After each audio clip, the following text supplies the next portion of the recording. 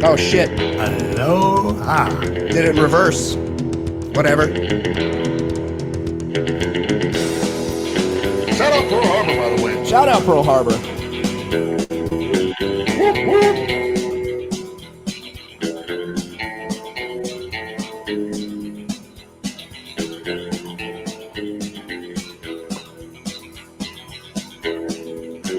Hello and welcome. We're back, or we just showed up, or I don't know what the fuck. Episode number 576 of the podcast. This is the Baller Lifestyle Podcast. My name is Brian Beckner. Thank you very much for joining us. Like I said, episode number 576. I'm just watching myself on the camera, and it looks kind of, I set up to like make my face look less hideous. It like gave me, there's like you can like saturate, and it's not working. It's just as bad. Thank you for joining us. Listen, we're for those of you that subscribe to us on Red Circle and maybe have been thinking about it, don't cancel it. We're not on Red Circle anymore. We're on Patreon. There's a link in the show notes. Patreon, I don't even know what it is. Patreon.com/theballerlifestyle, something like that. You'll find it somehow. I don't know how it happened. I made the Patreon, and then this weekend I did a bonus Bri episode number 1 for Patreon. Remember, we had a Patreon back in the day. My dear friend Ed got fucked out of some money there. He's been very gracious about it. We had a Patreon back in the day. We lost control. We never had control of that, and I'm working on that in therapy, how I let these people insinuate themselves into my life, but that's okay. The point is now we have a Patreon again. And there's video episodes going up there. All the bonus content is going up there. So if you would like to subscribe, it's $5 a month. Straightforward. It's cheap as fuck. Don't be a cheap fucking bastard. Now, let me tell you what. If you were like a $50 level Patreon subscriber and you did it in the last couple months, I'm sorry. Also, maybe we could work something out. I don't know. You should just do it anyway. You should just subscribe to the $5 on the new thing just because you're a nice person, but whatever. We're on Patreon now. You can email me. We could talk about it. I am joined now, as always, by the great Ed Daly. Ed, how are you, buddy? Doing well. I always forget these things. Recommendation, Netflix. Oh, yeah. Tom Segura's new show. Oh, everybody's telling me about this. Everybody's telling me it's wild. It's like I Think You Should Leave. It's pretty dark, though. It's fucking Tom Segura dark, but it's very funny, but they're connected. Not every sketch is connected, but there's a lot of connected stuff, and it's great. And he's, if you like Tom Segura, it gets weird, it gets creepy, it gets really good. I like it. And what I love more than anything, when someone's like, "Oh, you got to check this out," and it's like, "Oh, only 5 seasons of 20 episodes," and like I bail. I quit. Or what if it's about land? What if they're like, you got to check this thing out and it's a soap opera about land? So much land. I'm like, I live in a fucking apartment by choice. I don't care about land. But fuck land. This is a 5 or 6 episode show, and each episode's like 17 minutes. That's the perfect amount of time. Right? So you're not committing to anything, and it's very funny, and it's dark, and it's great. It's great. People have told me it's a cross between, it's Tim Robinson meets Black Mirror. Like that's some super dark shit, but funny. It's funny. Yeah. It is so hot here, Ed, and I'm so sweaty. I forgot how fucking hot. Like how hot? So it's not that hot. Let's check. I never check the weather. So it says 72 degrees, which is perfect. That's the perfect weather. Right. That's But, and look, I don't want to fuck this up. If you look, like there's a window. See that window? Oh, what a shot I'm getting. See that window up there? Looks like the sun is beating down. The sun. Oh, no. Now I've lost. What did I do here? Oh, did it come on? There we go. Don't touch it. The sun beats down upon this room that I'm in. It is, and I can't have any fans or air con going because it's just so fucking hot. And I've forgotten how hot it gets. Now, I will say this. Our Lifestyle Podcast will be, in the not too distant future, relocating to a new Baller Lifestyle World Headquarters. So it's hopefully we can set up there. Yes, hopefully we can set up there in a room that's less hot. Now, Ed, I've not been following the NBA playoffs. What I know that the Knicks are into the conference finals. Have the conference finals started yet? Yes or no? They're starting, I think, as we speak, the Western Conference, which but not the Knicks. Yeah. Crazy. Yeah. This is the first Western Conference finals where a game's not going to be played in the state of Texas or California since 1996. That's insane. That's crazy. That's insane. That's crazy. The Knicks are tomorrow. I have games 2 and 7 in my tickets package. I would hope that I don't have to go to 7. Who do you take? Who do you take to those games? Do you have just one ticket to those games with your boys, or do you have 2 tickets? No, I split with a buddy. So I'll take I'll take my son to some games, and he can take, and then we sell most of them. But the ones we sell have paid for our playoff tickets. So I'm paying. Yeah. I'm paying face. So like I pay like I don't know $175 a ticket for this, and they're going for $1,000. So it's great. That's crazy. Like, so I haven't sold playoff tickets because this is kind of the point we do these half-season packages. The whole reason. But I was at Game 6 when the Knicks eliminated the Celtics, and it was like one of the most fun nights ever. Like that was an ass kicking. Just get out, and you're around the Garden, and you're a few tall boys deep. It was. It was the best. Now you tell us what's the process like getting from Hoboken to Madison Square Garden? Is that you take one train to like Penn Station? So there's a there's a train that goes from Hoboken to Penn Station. It takes about 15 minutes, 12 minutes, something, whatever it is. Yeah. It goes under the Hudson River, and then it drops you off a block from the Garden. Oh, so it's one train. One train. That's easy. I walk to the Hoboken Path station. I get out, and I've got a block to go. And that block, when I left the Garden, because people just shut down 7th Avenue. Like there were cabs like honking, and they're like, sorry, that's over. It took me, and it was joyous, but it took a half hour to go one city block because there was just people everywhere celebrating. You're just kind of like floating, like you can't actually like walk with intention. They hadn't reached the Eastern Conference Finals since 2000. Oh right, yeah. So it was a quarter century since this has happened. So like everyone, I've never seen like the city so happy. It was great. It was like you're in it for sports. You're in it for that kind of moment. Feeling. So that was the best adult sports moment I had probably. That's fantastic. I'm so happy to hear that. Now look, I'm the stream or the connection, it seems a little iffy. So I'm force quitting things right now. So if I lose you, we're just going to keep recording and come right back. Okay. And look, this is professional work that we're doing right here. We're true pros. We're true professionals. One thing that the universe is like, oh, so things are going well for you in basketball. And the Orioles are like, hey, I know we were supposed to make the playoffs. We're going to be one of the worst teams in the league. Like, is that true? Yeah, I think they're only better than the Rockies and White Sox. Really?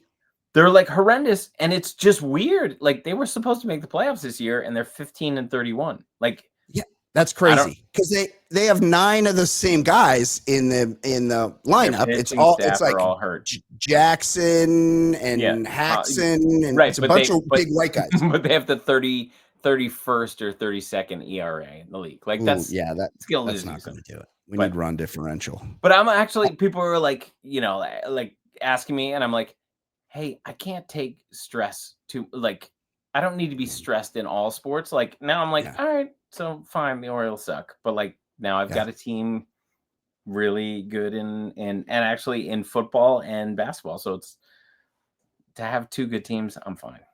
That's great. I will tell you that I feel relieved. Like if a team I'm rooting for starts to have a shitty season, I'm like, okay, I don't have to pay attention to that sport this season. I'll catch them next year. So last night, I watched the Orioles blow a game in the 8th inning against the Brewers, but like I just had it on because I just put it on. Yeah, it's nice to And have baseball. I was just totally fine because like they already suck. So it was fine. Yeah, if they won, it would have been bonus. Right. You get to look at those beautiful uniforms. You're watching, and especially when they're playing the Brewers, like O's and Brewers, that's like the hat World Series right there. Yeah, absolutely. Okay, real quick before we get into it, I know we become the Diddy show of record. We are keeping you abreast of all things Diddy. We're letting you know what's happening with Diddy. I saw 50 Cent just posted on Instagram. He said he just put a picture of Diddy's high school picture, and it's like most likely to be caught with 7,000 dildos and gallons of baby oil or something like that. Like he's just a troll. He's the best. But I saw this, and I don't think this is part of our story, but it is. We should cover it. Headline.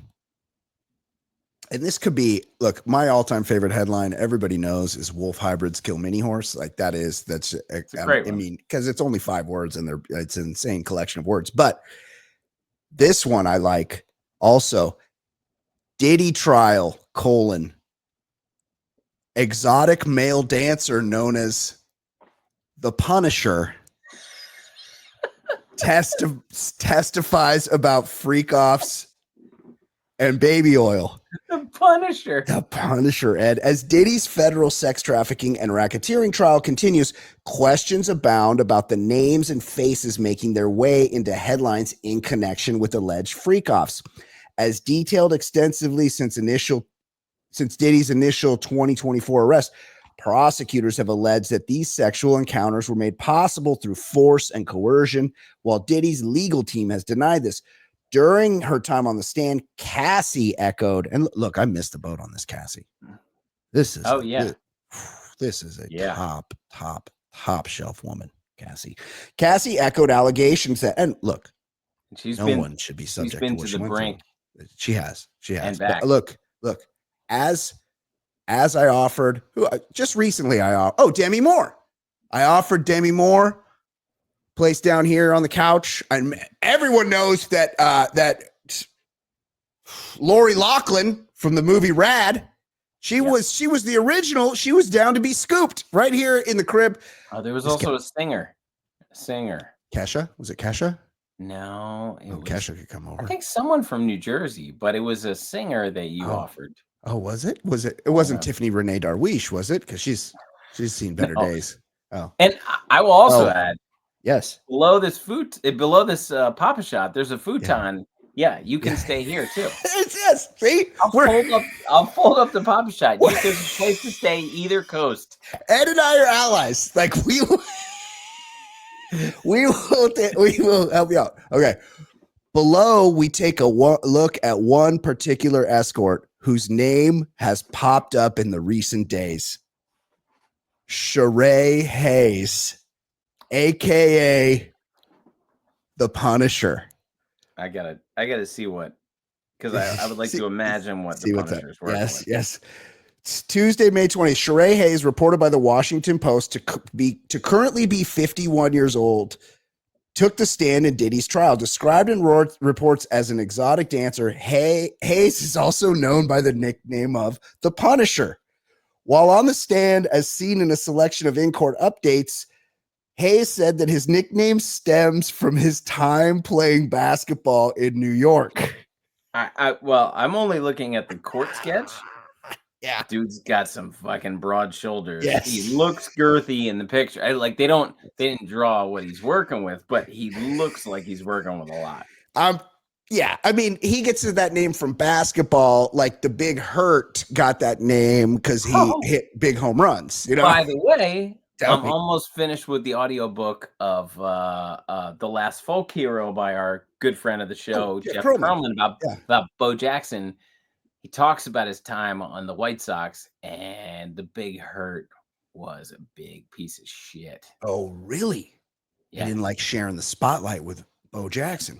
Bo Jackson, older, more accomplished Auburn football player, put him in his place. Oh, I bet he did. Like he was the young buck, and Bo Jackson's like replaced hip. He would just tell he would tell the Big Hurt to go fuck off. And and what's he gonna do? If the Big Hurt's like, oh, I'm 6'7" and look at this dick, and Bo Jackson's like, I don't give a fuck. I'm the great, even with half a hip. Yeah, I'm a better athlete than you can ever dream of being. I got you. Yeah. While Cassie was on the stand per Inner City Press, she was shown photos of various individuals and asked if she recognized them, namely through their alleged enlistment in connection with freak-offs. One such individual was Hayes, with Cassie testifying that she knew him by his nickname. Hayes himself later took the stand during his testimony. Hayes gave alleged details of the first time he was allegedly enlisted for a freak-off in 2012. According to Hayes, he said he was enlisted in additional sessions. Okay. No, the point is, this dude's called the Punisher. Here's the thing. Yeah. I've never participated in a freak-off. No, I've yet to be freaked off. But if I'm organizing it, yeah, I would definitely want to delay my invite to the Punisher. Yeah. Because if the Punisher shows up at your freak off early, there's gonna be a lot of sore, worn out people.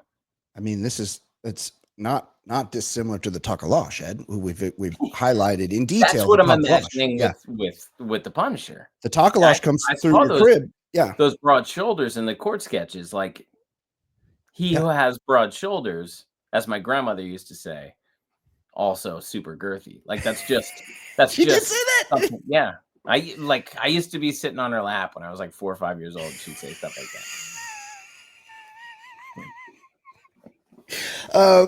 So you don't want to be third on a match. Okay. That's just, everybody knows you don't want to be third on a match, and you don't want to be post Punisher or post Takalash, because that's just, you're of no use at that point. And especially with foreshadowing here, what we're going to learn about Diddy later in this episode. It's crazy that he would be inviting the Punisher, considering what he had going on. Considering the story we got coming. Yeah, stunning. I am interested. I don't know if people have noticed, but I've been using Chat GPT to make our show notes. And I got to be honest, Ed, Chat GPT makes a good show notes. It's perfect. I will check it out and see, but I would like to ask you, because I hate Twitter. Oh yeah. But they offer that grok. What is that? And is that grok? Is that baby? Is that the little version of Rob Gronkowski? Just saying stupid things? Yeah. No, but it's like AI. I used it to create a little special birthday image or two for you. God. Happy birthday, by the way. And I was like, I got to create something special for Brian. Yeah. And so I did, using grok, which I can't believe you were able to make something this beautiful. And I can't honestly, you're a very creative person. Something I've always liked about you. You have good ideas for things. And you sent me a fucking birthday card from Dennis Rader, BTK. And it's him holding he's wearing a birthday hat and he's holding a birthday cake. And I go, Ed, he looks pissed. And you fucking responded 2 seconds later and you said, I made 2 versions. And there's another one with smiling right there. It's BTK, Dennis Rader, smiling for the camera, wishing me a happy birthday. Honestly, Ed, I felt so touched. This was such a beautiful gesture on your part. I really appreciate so you. Thank you very much. Shitty Musk's free AI generator. I was like, let me try. Draw me a picture of Dennis Rader wearing a party hat, holding balloons and a birthday cake. It came out so good. And it gave me 2 images. And yeah, they're both beautiful. Which is such bullshit, Ed, because you can make something that beautiful. Every time I try to take our thumbnail, they fuck us up. What is that, Ed? I try to take our thumbnail. Dennis Rader looks beautiful. He looks perfect. He looks perfect. I take our thumbnail and I go make a thumbnail for this episode using the show notes, and then I will say, Do not adjust the photo. Then they do something that makes us look like 61-year-old cops. Like sink in our cheeks, like our faces get like weird shapes. They give me like a full-on porn star. And look, it's the picture I have on there is a stupid picture in the first place. Like I'm not supposed to look cool. I'm supposed to look like a dipshit. But it like doubles down on it where I look like the bad lieutenant. Okay. Like it looks like I'm trying to get jerked off. Yeah. The picture of me for our show was, because I didn't have a picture of myself. That was one time where Michelle, I was at like my son's soccer game and she's like, "Hey, Ed," and turned around and like, I'm like looking surprised. Like, this is not vanity shots, but like the chat GPT makes us look like monsters. It looks really, really bad and it's upsetting and I don't like it. And I've stopped doing it. Now I just go with whatever YouTube gives us. Okay, Ed, great chat. Let's talk about some people who may or may not still, I mean, they're definitely dead. We're going to talk about some people who died. Just tell us who was dead now. Who died? Who died? Breaking. Who died? Just tell us who was dead now. Who died? Who died? It's a sad segment. Very sad. And it will not be an update on who's alive. No, let's get a tragic update. Tragic update. Cause Ed Daly has been keeping up on who just died. Yep. Cause we're about to hear from Ed on which celebrities are dead. So tell me who died. Who died? Who died? Tell me who Ed, died. Tell us who died this week. We got one today, and I would say we get these kind of ones like 3 times a year, 2 times, like someone that like it hurts because universally beloved. Yeah. And certainly for us of a certain age, this is just like I can't imagine that there's someone who doesn't love him. I agree. We lost the great George Wendt, aka Norm on Cheers, 76 years old. All we know, died peacefully in his sleep. Not a long illness. Yeah. Like, sad. I was actually happy to read, you see what happened.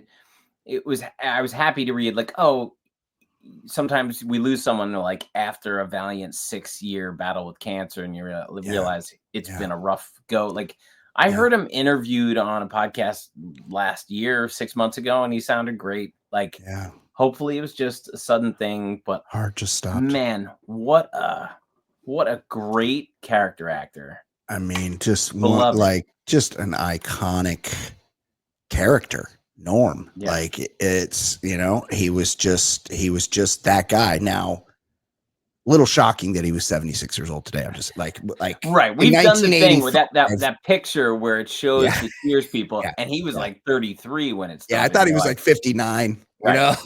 Yeah, but really great dude. Sad to see him go. R.I.P. George Wendt. R.I.P. Joe Don Baker, Cape Fear actor, Walking Tall actor. He was the chief of police in Fletch, 89 years old. I double checked because when this death notice appeared, I just wanted to make sure it wasn't 07. And apparently he was 89 yesterday or the day before. And like another guy who is not beloved like Norm, but he was also, Norm was in Fletch. He was Big Fat Sam. Oh yeah, he was Fat Sam down at the beach. He double crossed him. Yeah, exactly. Joe Don Baker was like really good. He was in some James Bond movies. He was really good as like being that guy. Yeah, he was always plays like the sheriff, cop, Southern accent, the coach. Yeah. R.I.P. Good actor. Yep. And then R.I.P. Robert Benton, Kramer versus Kramer, director, Oscar winner. I think he co-wrote Chinatown, 92 years old. And the thing that jumped out at me, Kramer versus Kramer, when we were little kids, we're like the same age. We were little kids. We were getting a lot of Dustin Hoffman. And I'm as it becomes further in the rearview mirror. Yeah. What was going on? I don't Like know. he was a good actor, but like what? Yeah. There's a lot. I mean, Tootsie. There was It was Tootsie happening. essentially when we were little kids, Rick Moranis was in this lane. Yeah. And Dustin Hoffman was in this lane, like the superstardom, and they kind of were the same kind of vibe guys. Like one was just a good character actor. Yeah. But one was getting leading man parts, and he's 5'2". Yeah. Yeah. It's just crazy. It is. He's not that he wasn't or isn't a good actor, but like he was like leading man guy in tons of movies. Yeah, he's 5'2" with a huge schnoz. He's 87 right now. So he blew up with The Graduate. That's right. He was in The Graduate, and he was like essentially the same age as Anne Bancroft when she was playing the mom. Yes. And we got a whole ass full of him. Now I'll be honest. I've never seen Kramer versus Kramer. It seems like a real we're getting divorced. Desire. He's getting divorced with Meryl Streep are getting divorced, like I believe Jo Beth Williams is naked in that movie. Oh, okay. Yeah, but still, it's like, the kids are going back and forth. Guess what? I lived it. I'm not fucking watching it. Yeah. Nobody should watch it.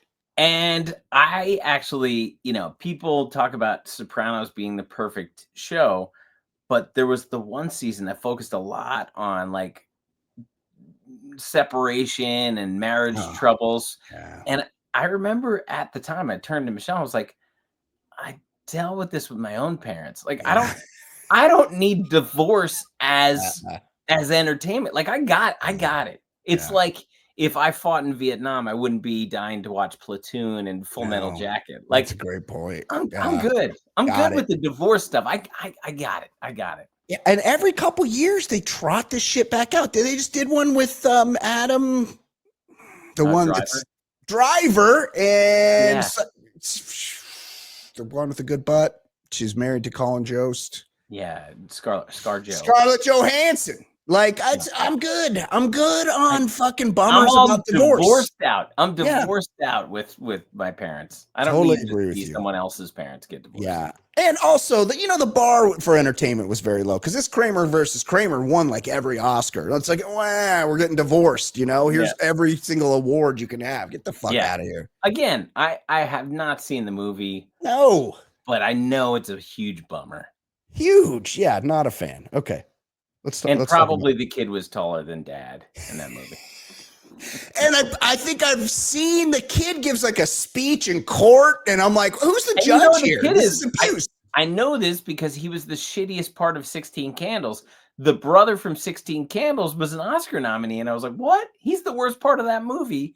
He's the kid from Kramer versus Kramer. Yeah, that's it. Okay, let's talk some sports.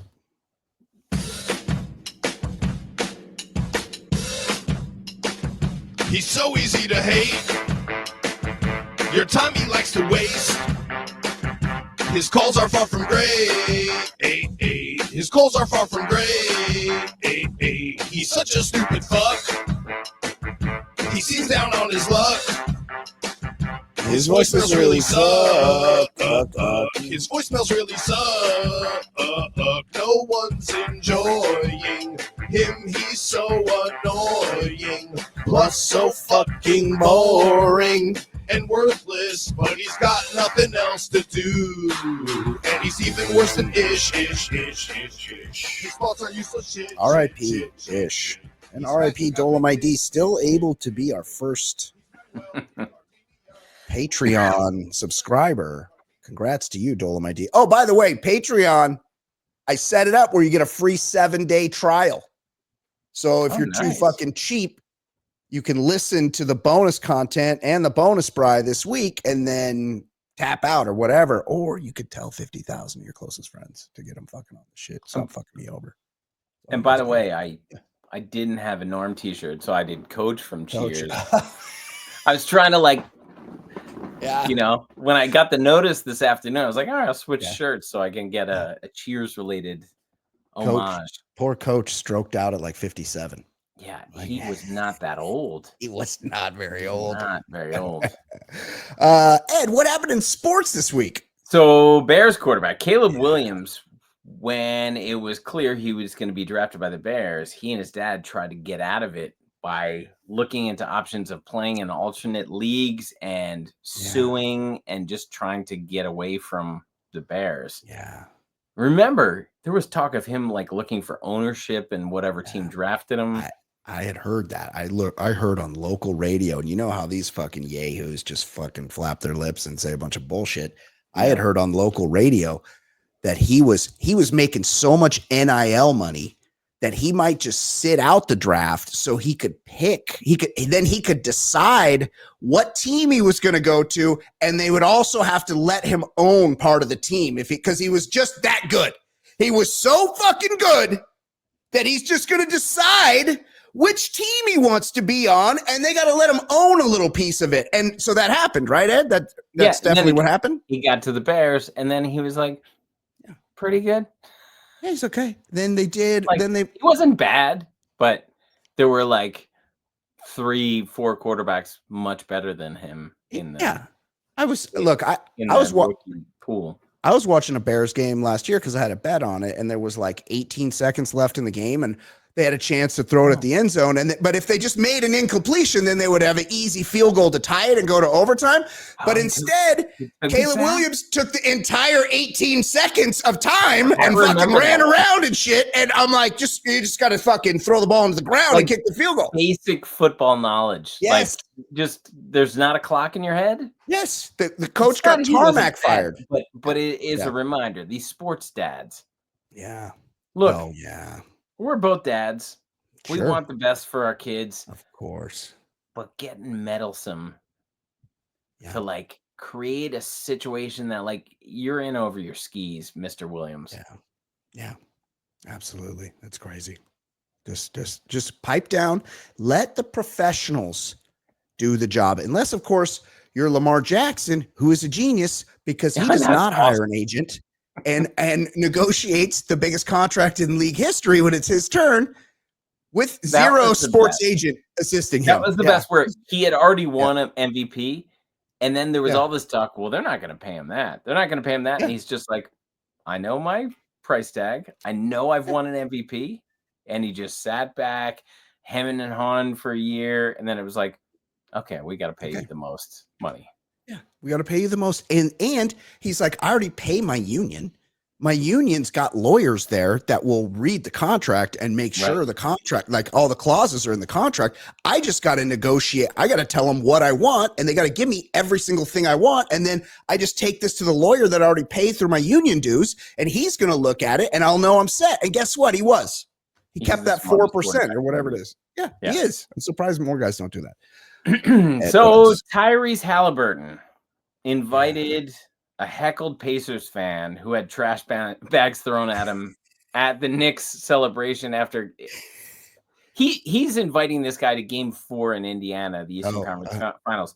But it was after game 6, and there was video of him walking through New York, and New York fans were throwing trash bags at him. So it's like, it's a feel-good story. He reached out to super fan wearing the Halliburton. So I just want to make 2 points. Tell me. 1, Tyrese, why do you have that extra seat available? Is because your sports dad, piece of shit, Scatman Crothers, stunt double looking dad, who tried to get into a fight with fucking Giannis, one of the classier guys. Yes. And point 2, tell me. I was at that game 6 celebration where everyone spilled out into the streets, and it was the biggest love fest. Now, I get some Knicks fans are going to be shitheads because people are shitheads. Yeah. They pelted Brian Windhorst. It's funny because he was so smug about how bad the Knicks were in this. And he's a huge target, literally. But whatever. 500 pounds. Right. It would be tough to miss. Yeah. But this dude, so it's Knicks versus Celtics. Yeah. Knicks fans are celebrating in the streets. And I told you, I told you, like 7th Ave was closed. There was just nowhere for anyone to walk. And here's a Pacers fan, because they had clinched the day before, and he marches right through the Knicks celebration wearing Halliburton. Also an idiot because he's by himself. So there's no fighting back.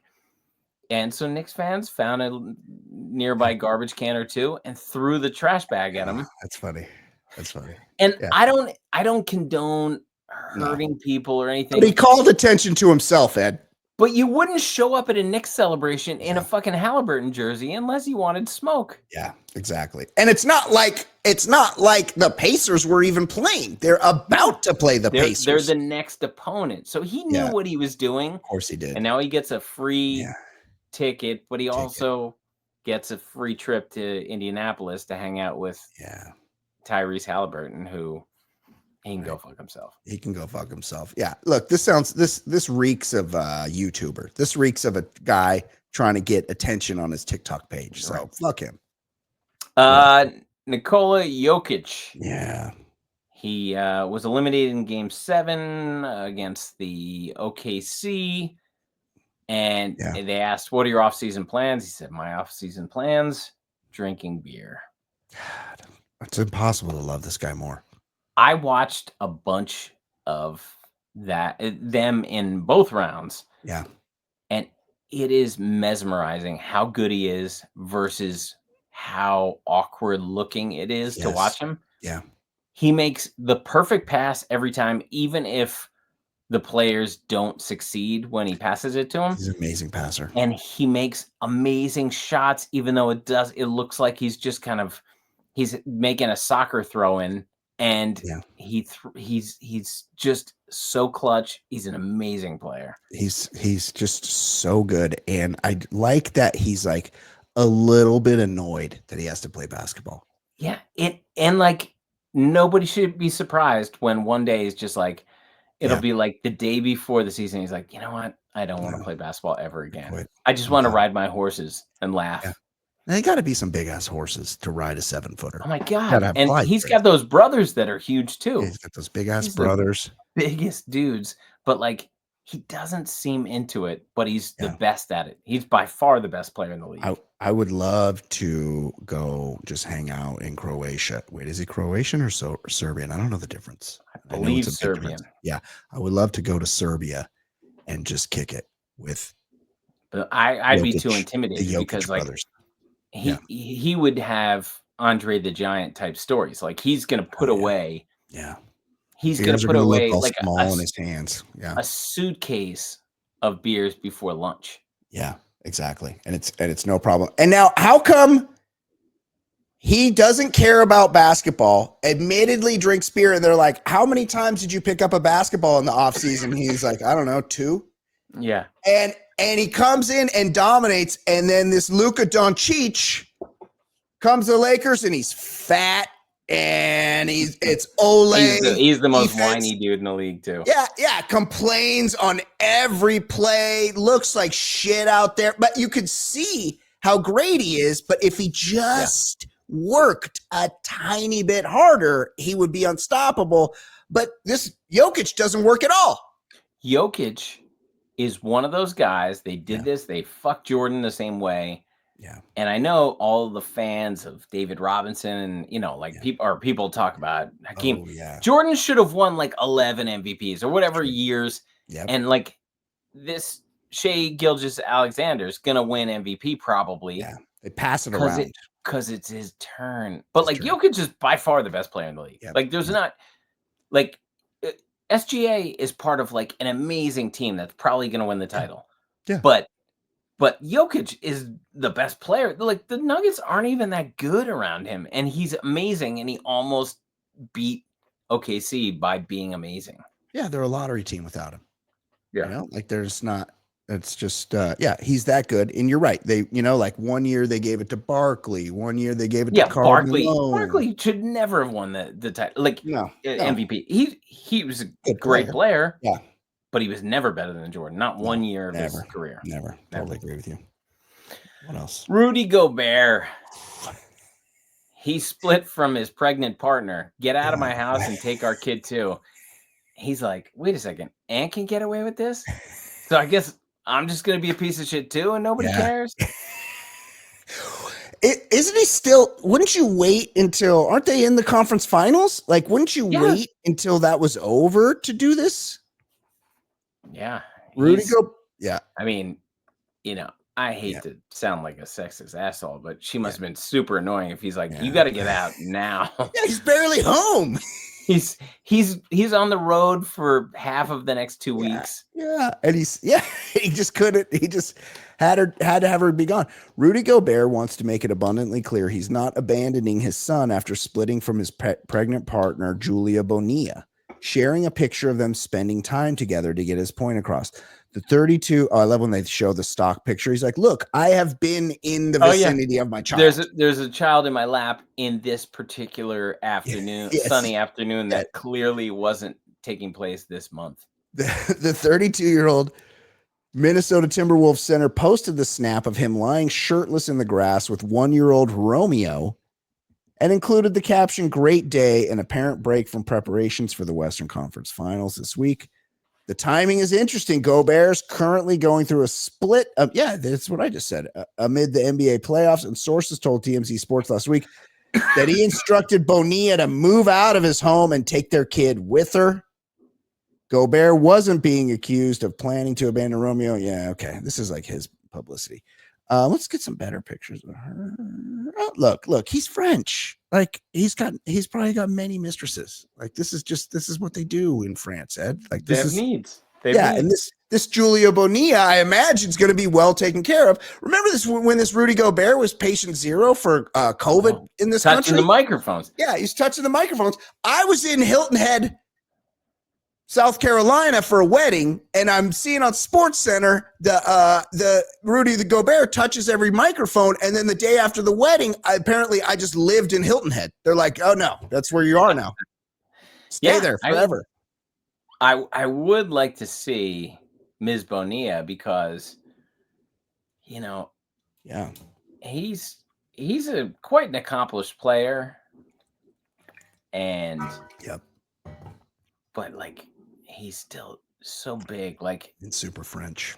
He's super French. Like, she's like, I'm gonna take down the Stifle Tower. Like, it's got to be a tall order. I can't speak to his girth, but like this is he's just a Stifle Tower. He's a big. Even if he's like even slightly below scale.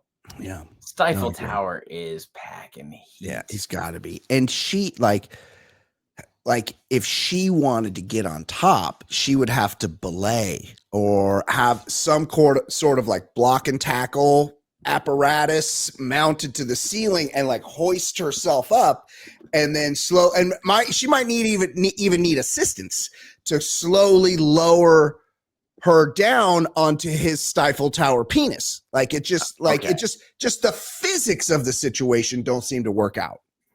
Yeah, I'm looking at a picture of the two of them next to each other, and like she actually might be kind of tall, and she's still like 14 inches shorter than him. Like she's If she's tall for a woman, like 5'9". Right. She's attractive for sure.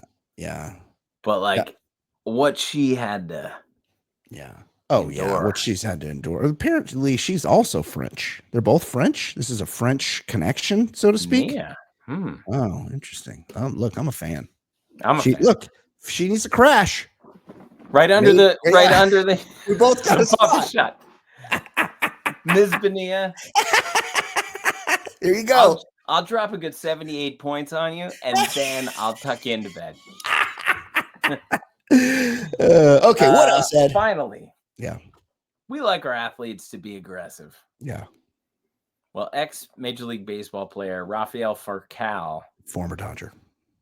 Yeah, Dodger. He's been on a bunch of teams, but he faces felony charges in South Florida after throwing a missile into a dwelling. Now, that's aggressive. Where's does one get their hands on a missile? Where does one procure a missile? Is he in the Mujahideen? Like who's just rolling around with RPGs? Hey, anyone have a contact in the Janjaweed? I just need ex-MLB star. Look, Look, I don't want to look up the numbers, but I bet he's got a career on base percentage in like the 340s or below. So let's hold it easy on the star. Yeah, ex-MLB that's star, like porn star. Yeah, exactly. Rafael Furcal faces felony charges in South Florida. Former Major League shortstop Rafael Furcal is we read that part. The former All-Star turned himself in at the Broward County Jail Wednesday and was released on bail a short time later. According to court records, he's charged with aggravated battery with a deadly weapon and throwing a missile into a public or private dwelling or vehicle. Court records didn't list a defense attorney. The Sunrise Police Department issued the warrant. Furcal, 47, started with the Atlanta Braves in 2000, followed by the stints with the Dodgers. St. Louis Cardinals. He was with the Cardinals in 2011 when they beat the Texas Rangers in the World Series. He finished his professional career with the Miami Marlins in 2014. Well, there's not much detail on the missile. Like, that's the part I'm interested in. It's like, what's, like I wonder how hard you have to throw it to detonate. Like, do you spike it? Yeah, because it didn't blow up. And what, like, doesn't it shoot out? Like, I never heard of a throwable missile. I think he didn't do all his reading before this. That's probably right. Okay, Ed, let's do some voicemail. Oh wait, I played the Manuel song for the sports when I should have played My Name Is Brian, and now we're into the voicemails and emails, and I would have to play Manuel again. Let's play some My Name Is Brian.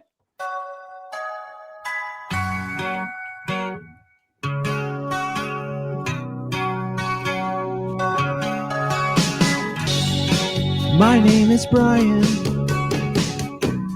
They call me the other guy. I host a podcast show. I'll give hetero life a try. If you see something on my hand that makes you think I'm not a man, it's just my cool rings, you see. They're as sparkly as can be. I might go Troy on DVD. Just might. Okay. Couple of voicemails to bang out here. It's the first one here. Easy. Hope you boys. Oh, that's LC Lala. Lala. You're stunned that I have the sound turned down. Let's try that again. Bri. Easy. Hope you boys are doing good. Hey, buddy.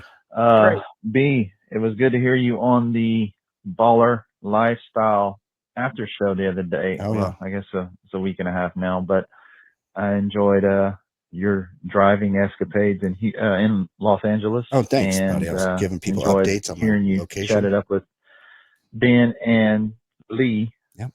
They do a great job. Ed, you should definitely schedule a call with them. But isn't it like late Friday night? Yeah, it's like the middle of the night for you, buddy. And also, it's like this 9 Friday PM. night, I will be at Madison Square Garden. I will not. Fuck yeah. Of course. Hear your thoughts on a couple of topics that they have. Also, how do you feel about the death of Sabu? Would be their number one topic because they talk wrestling on that show. I mean, we talked about how neither of us heard of them. Yeah, who the fuck was Sabu? That would be my first question. Never heard of Sabu. And also Stolen Valor, because the dude's name was like Ted Janiscus or something. Like he wasn't even Persian.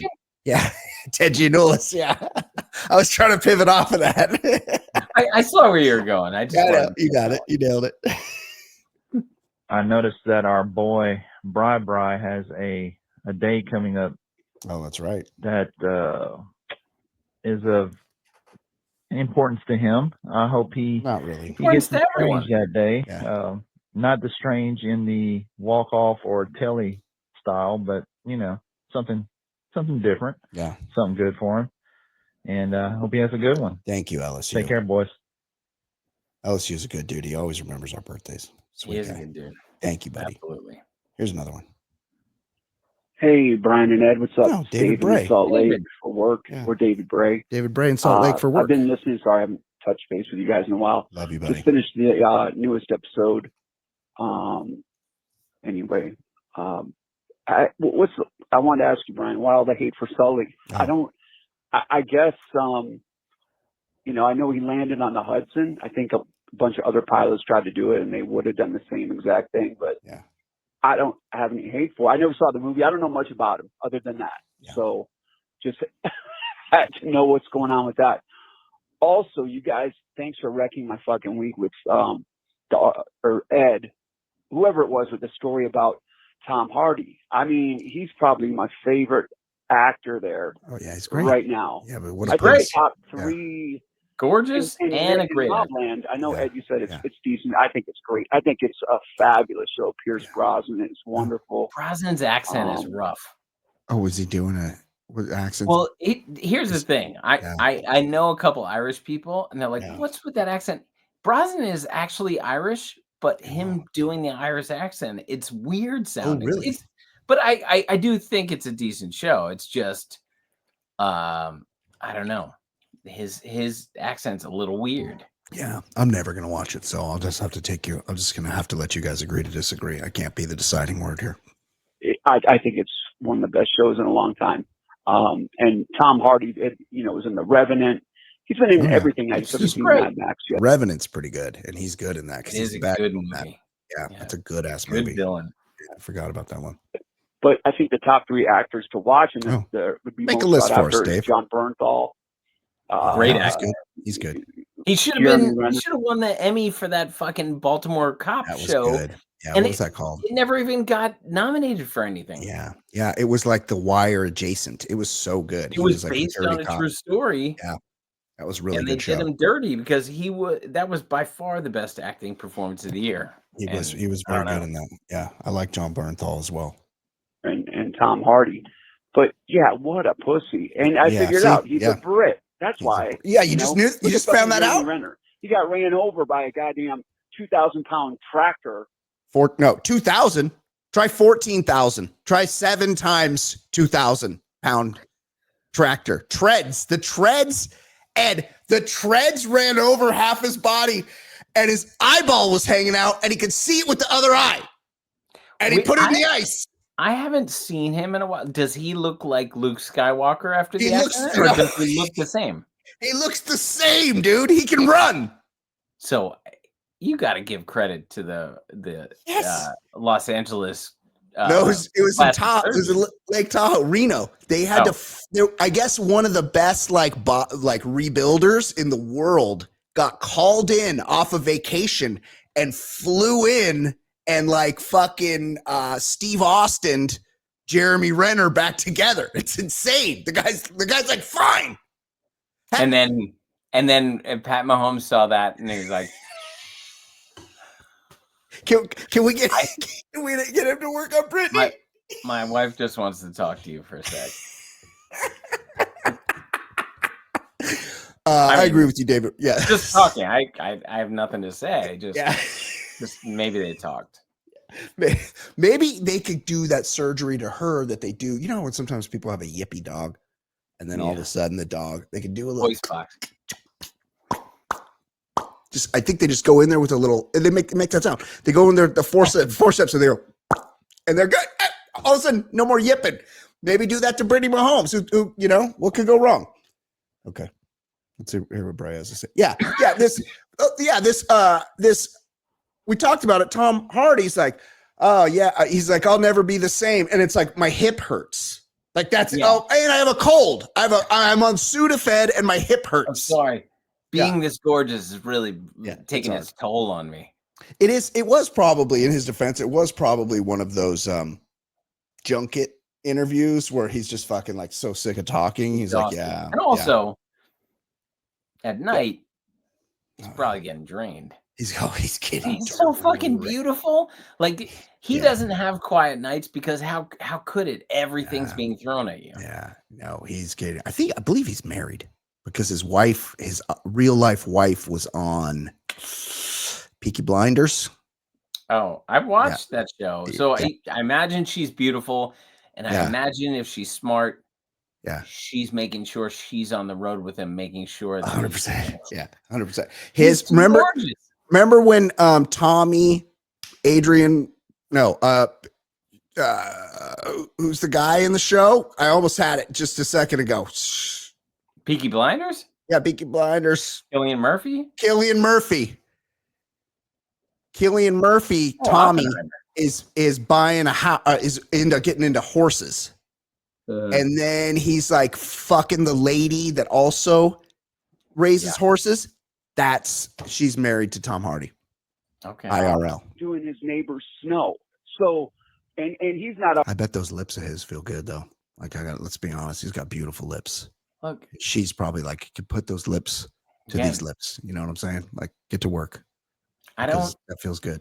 I don't have a lot of gay fantasies, but I actually can envision just making out with that dude. It's gotta be great. It's gotta be great. Yeah, I'm sure it's fantastic. Beautiful lips.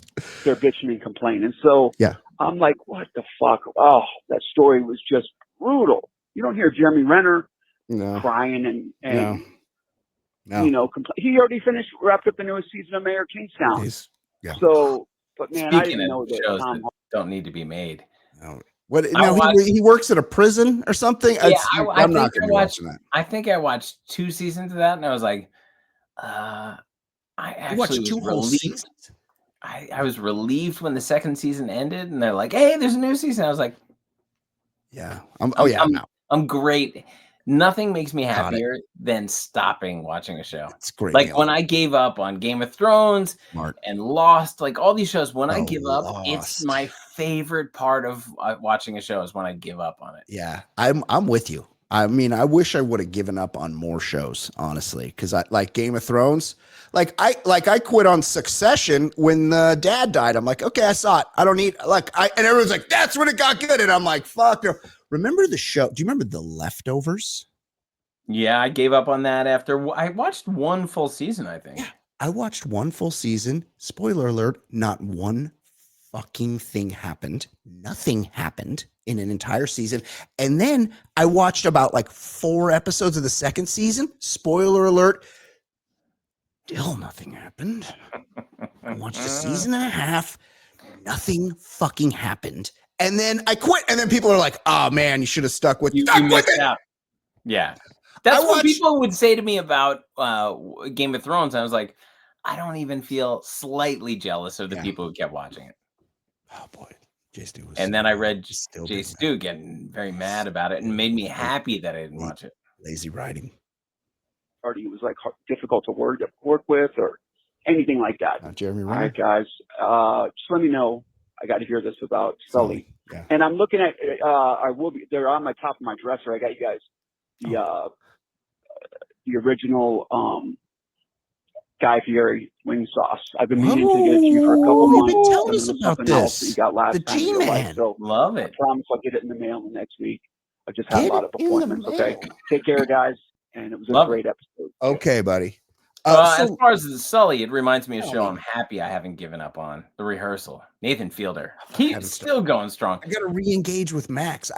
This is how much of a loser I am, Ed.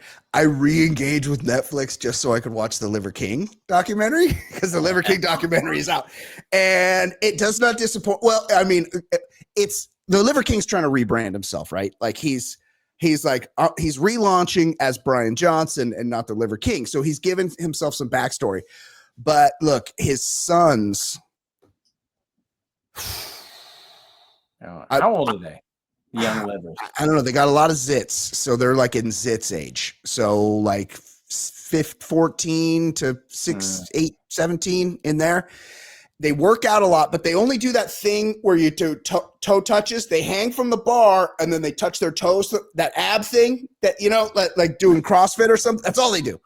I've only watched a little bit. I need to know what's going on with the Liver King's wife because she's got a weird accent, which is fine. Like you can be from other places. Accent, like Midwestern or like another country. So I actually was talking to somebody at dinner about this last night, and I was like, "What is up with that?" Because they had seen it too, and I'm like, "What is up with the accent?"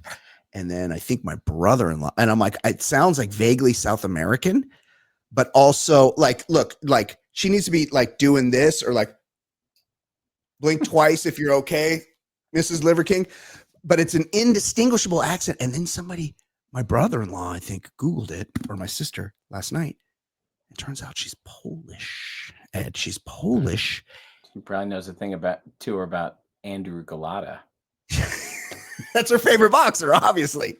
Obviously, her favorite pope. That's her favorite pope. John Paul II, by far her favorite pope. Not even close. She hates this new pope, but she's like something's with her hair, and just there's something off about her. There's something weird. She seems like a fembot, like she was made in a lab. But whatever. What could be weird about a woman who's married to the Liver King? Yeah, and also the Liver King claims that the first time he orgasmed, he was bench pressing. Look, I've only watched like 12 minutes of this documentary, Ed. That's stolen valor from Pumping Iron. Yeah, all the when time. I'm in the gym, I'm coming all the time. Like that's. But Arnold is using it as a metaphor. It feels like coming. While he's fucking with Lou Ferrigno in front of his parents. It's so good. But telling him he's gonna fuck his sister. But the Liver King, he thinks it's serious. So he says, "Oh no, the first time I actually came, I was benching." And then it's like, well, who was spotting you? Because then they could have caught some eye shrapnel, And it's like you can't even come while you're working out. That's a lie. The Tom Segura show features both someone getting spotted with a dick being in the scene. So, see, now I have Netflix again. I can watch that. Yeah, you gotta watch it. I got to watch it, but I will re-engage with Max because I need to see the rehearsal. I just got to sit down. I'm very busy. I got to sit down to watch it. Here's the thing about Sully. Look, and David Bray has said he's the one that told us that these guys are glorified bus drivers. Everyone knows the hardest job in the airline industry. It's the gate agent. Like nobody works harder than the gate agent trying to get the family sat together on their way to Orlando. Everybody knows that. Also, but yeah, the geese. I've never noticed an influx in the geese population. The geese are always the geese. Mm-hmm. And yet there was they're fucking huge, time, these geese. Yeah. One time through the engine. Where they just fucked up a plane, but I've never heard it before or after. Yeah. Also, geese are there every day. Yeah. What Sully was doing in the cockpit was featured in Bad Thoughts, the Tom Segura show. He talks about Sully as well. So both Nathan Fielder and Tom Segura talk about Sully in the cockpit when that happened. Look, what Sully did, I could not do. Now, David, I believe you're a little off in your assessment or understanding and I get that it's a simulator. Okay. But I think something like 100 out of 100 pilots in the same situation as Sully in a simulator were able to return to LaGuardia Airport. Okay, that's fine. Go over to Teterboro, which is not very far. It's right there. Fine. Hey, look, he put it down safely. Okay. Yeah, yes. The people lived great. Yes. Yeah, they lived. It was great, but you probably lost your laptop. My podcast is on this laptop. We were subjected to a lot of Sully, like even him making an appearance at the Super Bowl the next, like it was a lot of Sully. It was a lot. That's my issue. Sully was the junior commander. What are they called? The first officer. He was the first officer. First mate. Yes, the main pilot. The guy with more hours, the skipper, Jeff something. He wasn't at the controls. He's like, "Hey, Sully, why don't you take this one? You need to get your hours." Graves to Kareem Abdul-Jabbar. Yes, right? Exactly. Yeah. So yes, good analogy. So there's that. And now this Sully guy, I mean, what was that? Fucking 12 years ago? Longer? Yeah. Maybe even 15. He's been eating lunch on this shit ever since. He hasn't fucking paid for a drink. Anytime there's a fucking air disaster, you turn on CBS and who do they go to? Fucking Sully.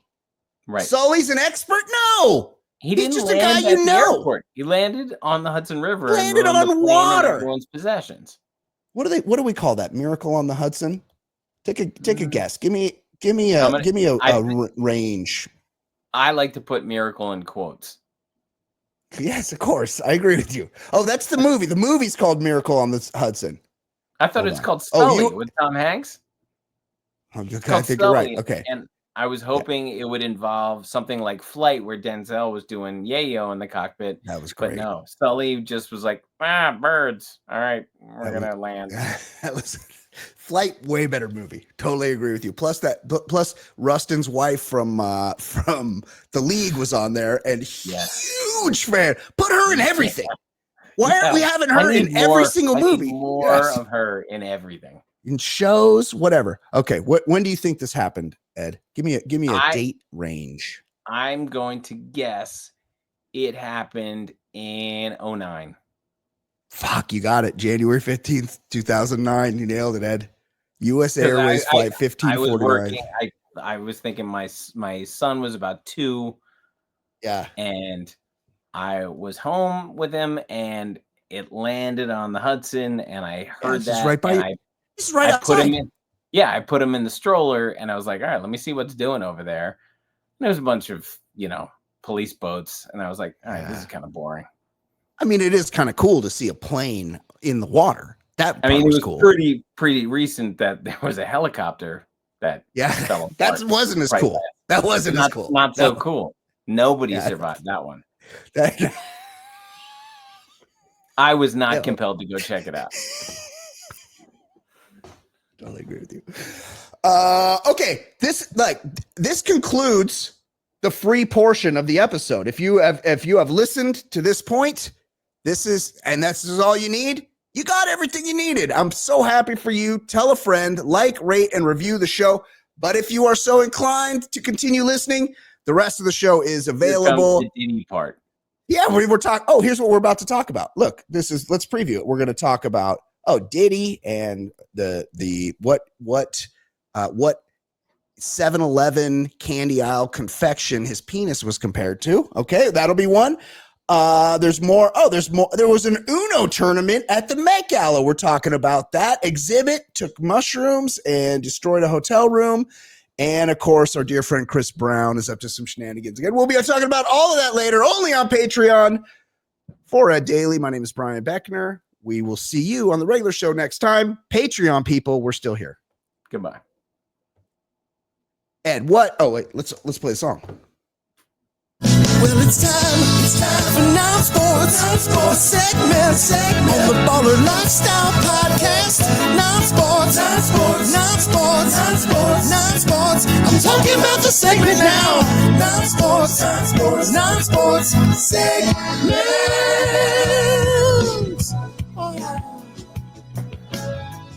Ed, tell us, buddy, what the fuck is going on in terms of things that are not sports? Diddy was accused of raping a woman who compared his erect penis to a Tootsie Roll in a new lawsuit. Oof.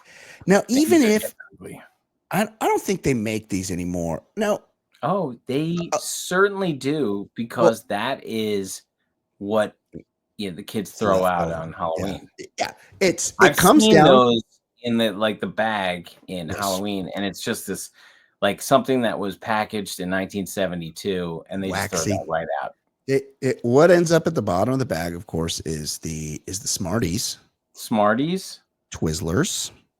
I haven't seen Mary Jane's in recent years. I don't know what's a Mary Jane. It's Tootsie Roll it's like this tar thing you're chewing on. It's disgusting. Not good. It's not like Mary Jane, somebody throws a joint in there. It's this garbage thing. Yeah. Dum-dums, like the shitty lollipop. No. The problem is, once you get down to those, you do start fucking with them. You're like, I could go for a dum-dum right now. And once in a while, I'll even fuck up a Tootsie Roll. I'm not, but what I was going to say is, there used to be the larger Tootsie Rolls. There used to be just the regular sized ones, and the triple log looking thing. Yeah, the slightly larger one. But again, you still would not want that to be what your dick's compared to. Even though Diddy's probably she means the big. Do you think he jumps up in court and he's like, she meant the big ones? She's talking about the big Tootsie Rolls, not the little tiny ones. I don't even think the big one does justice to a penis. It's pretty small. And that's the thing. You want and I've talked about this, and people will know this. I've talked about this on the show many times. You want the rumor. You don't want to be the Punisher. You don't want to be the Tokalash that's just ruining puss every time he drops in there. It's just the Punisher is an intimidating, scary thing. It's going to be like that time that Blake Griffin was on Broad City, and he showed it. Laughed. Yeah, she just showed it to Ilana, and she just started laughing. She's like, "What do you think I'm going to do with that? It's just too much dick." Now but now what does Blake Griffin have? I mean, he probably has a huge dick, but he also has the rumor of having a huge dick because he did it because he got the rumor via Broad City. They got a big ass dick, and you want the rumor because chicks are gonna want to see. Hey, I've heard he's got a big ass dick.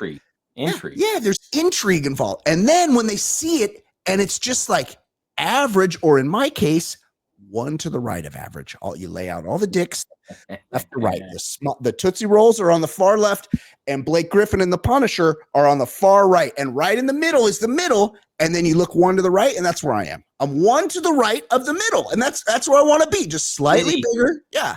Diddy seems pretty far to the left. Way to the left. He's way to the left. And look, even if he dodges this case, which it doesn't look like he's going to, but even if he were to dodge these charges, he would still be known as a guy that's got a dick like a Tootsie Roll. Right. Well, all that baby oil and not a lot of punishing.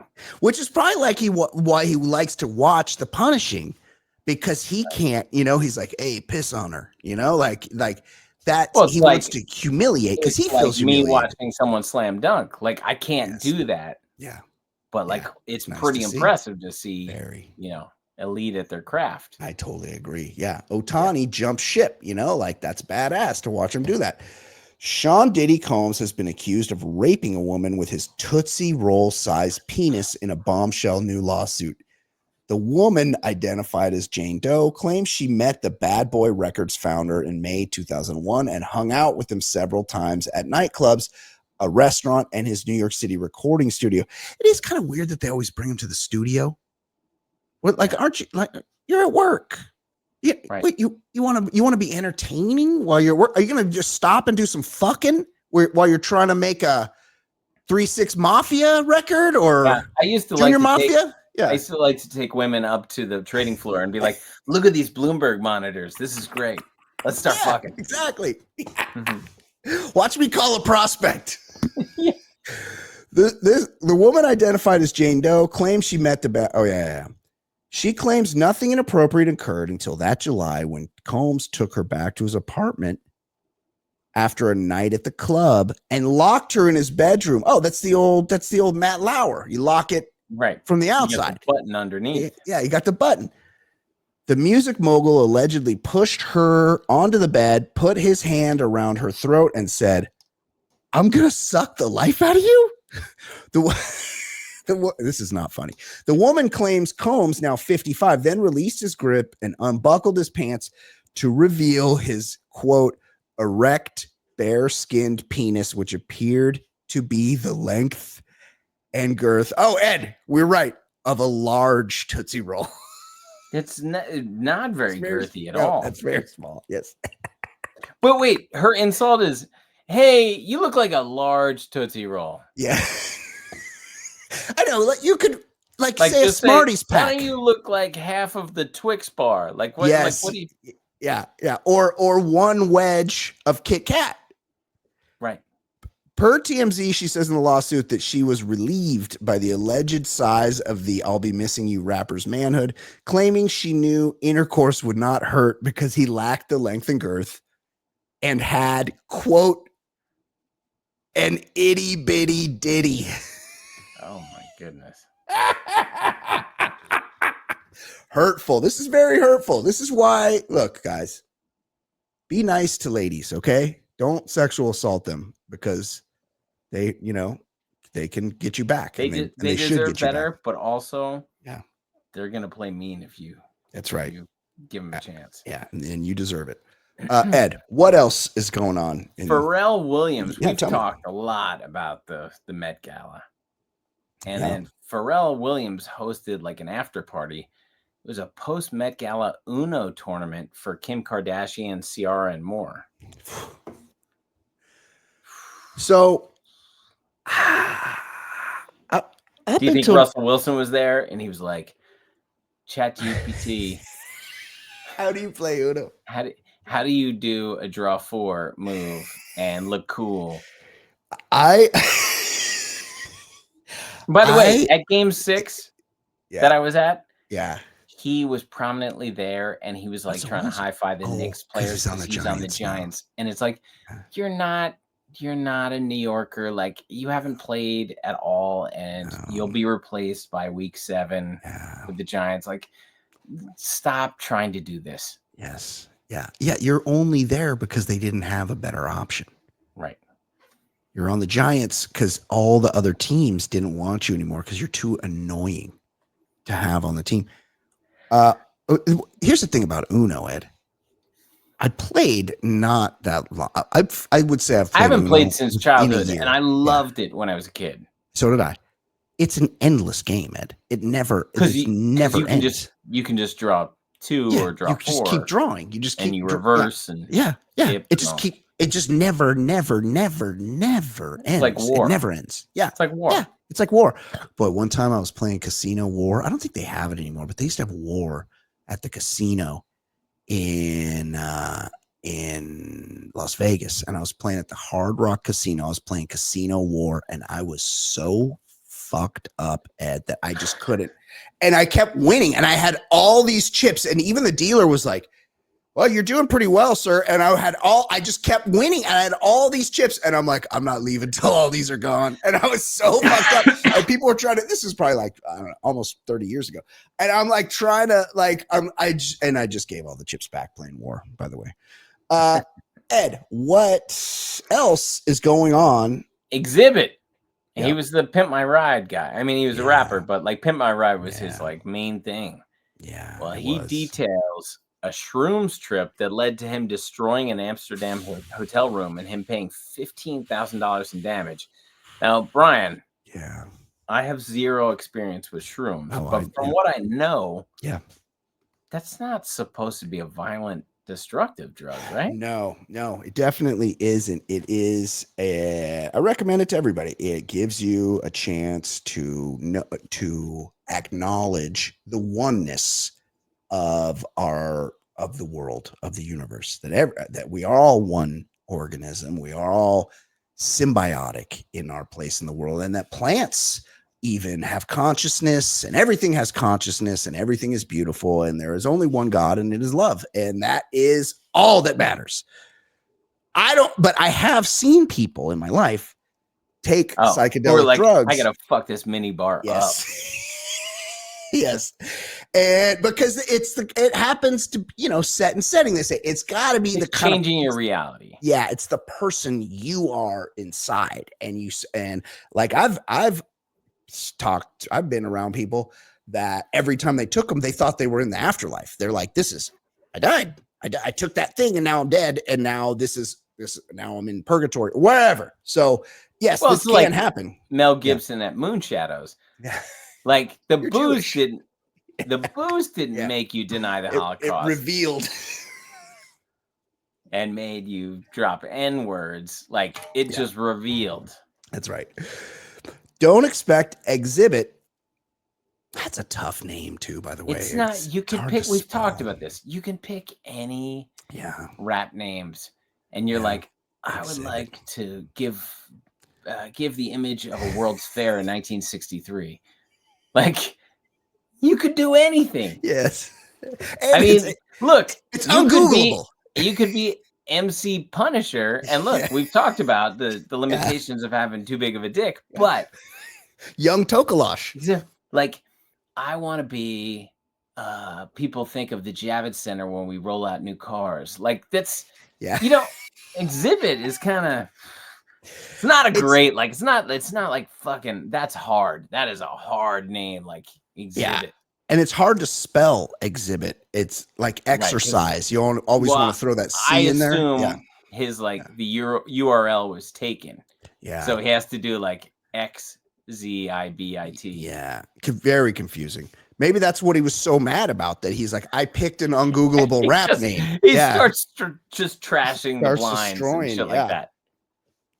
Don't expect Exhibit to partake in shrooms again anytime soon. During a recent appearance on the Dope as Usual podcast, the multi-hyphenate put his proven storytelling prowess on full display when detailing the 2 times he's delved into the shroomiverse, reiterating that he has zero intentions on embarking on future trips of this variety.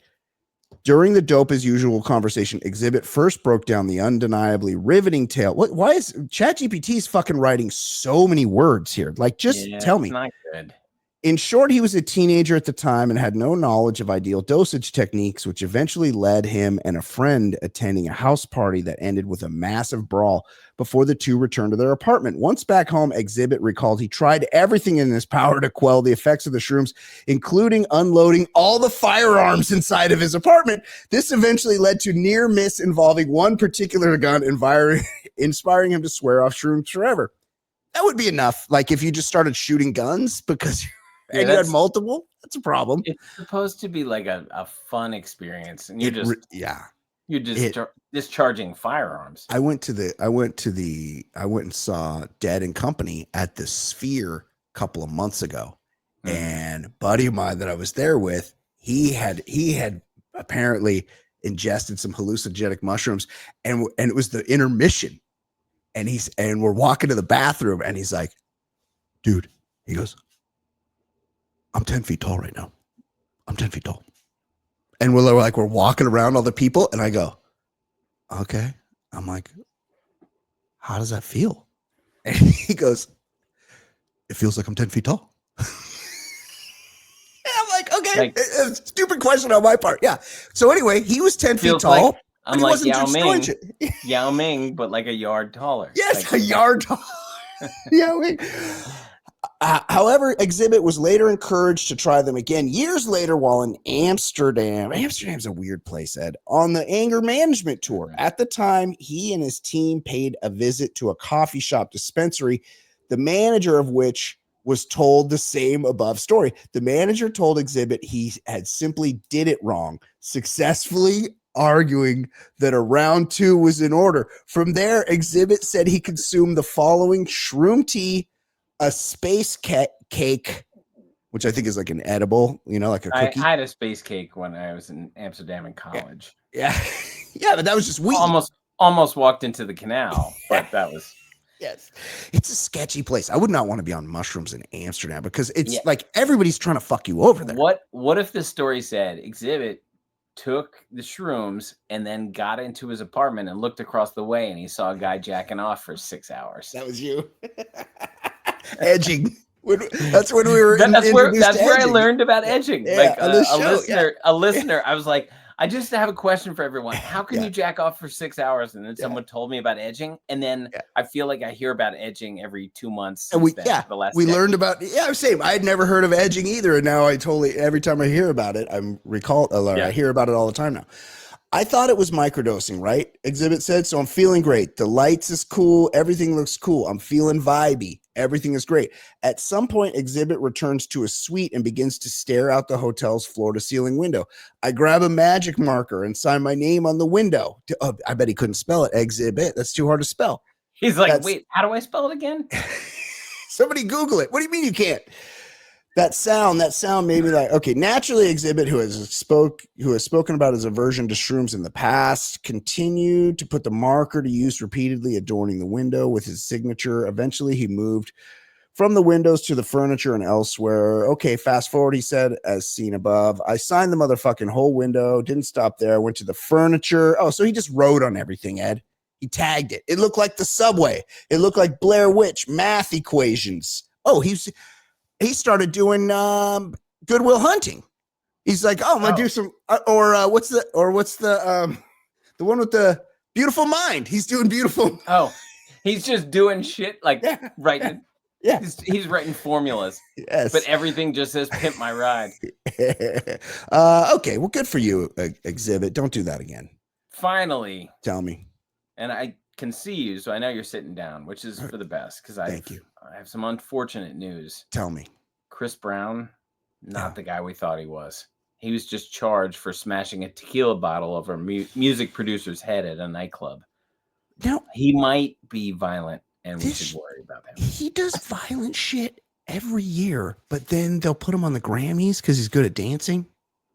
It's confusing. I don't know him for any non-violent thing since like 2014 or something. I haven't heard of him doing a non-violent thing in the last decade. No, he's all he does is violence, and yet he still sells tickets somehow. Chris Brown.